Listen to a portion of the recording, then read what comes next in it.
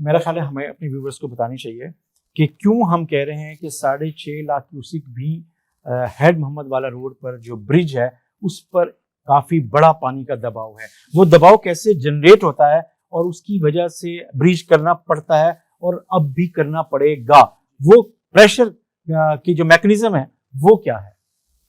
अब रिवर चनाब का अगर आप मुल्तान के बाहर अगर आप राउट देखें तो ये सेमी सर्कुलर है। आप मुल्तान के बाहर गोलाई की शक्ल में दरिया है, किसी भी जगह पर दरिया स्ट्रेटन अप नहीं होता, यानी सीधा नहीं होता। तो आपने यहाँ जब ब्रिज बनाया तो यहाँ भी दरिया की गोलाई है।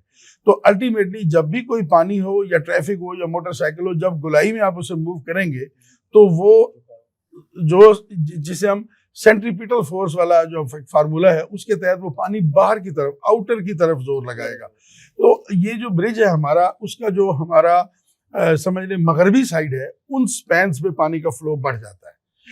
दूसरी जो बात है, इस चीज को मद्देनजर रखना चाहिए था जब ये पुल बनाया गया कि इस पुल की जो लेंथ है, अगर ये आधा किलोमीटर सिर्फ और ज्यादा होती, वैसे जो माहिरीन हैं जो बताते हैं वो 800 मीटर बताते हैं कि अगर इसकी लेंथ 800 मीटर और बढ़ा दी जाती तो ये पानी जो है फिर इन्हें कट ना करने पड़ते, ये पुल अपने पानी को नीचे से गुजार लेता। अब एक्चुअली हुआ ये है कि इस पुल की हाइट जो है वो नॉर्मल से ज्यादा है। उस हाइट की वजह से उसकी जो जाओ उसे कैलकुलेशन का फैक्टर निकालते हैं, उसके नीचे जो स्पिलवेज हैं या स्पैन्स हैं, तो उस कैलकुलेशन में मुकाब फुट के हिसाब से जब उसकी पैमाइश करते हैं तो वो हाइट के मुताबिक वो 10 लाख क्यूसिक बताता है। मुझे भी बताएगा, आपको भी बताएगा। लेकिन अगर आप उस हाइट तक दरिया की फिलिंग का इंतजार करेंगे तो फिर आपका शाहरुख आलम का दरबार भी नहीं बच सकता।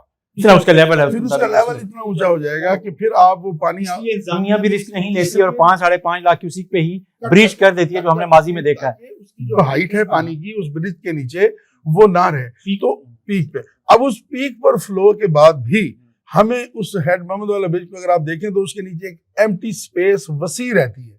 लेकिन अगर आप कभी हाई फ्लो में चनाब वाला जो रिवर है जो अंग्रेजों ने बनाया, उसको अगर देखें तो हाई फ्लो में पानी उसके नीचे वाले गर्डर्स को भी टच कर रहा होता है, लेकिन फिर भी पुल को खतरा नहीं होता क्योंकि उसकी विड्थ उन्होंने ज्यादा रखी है।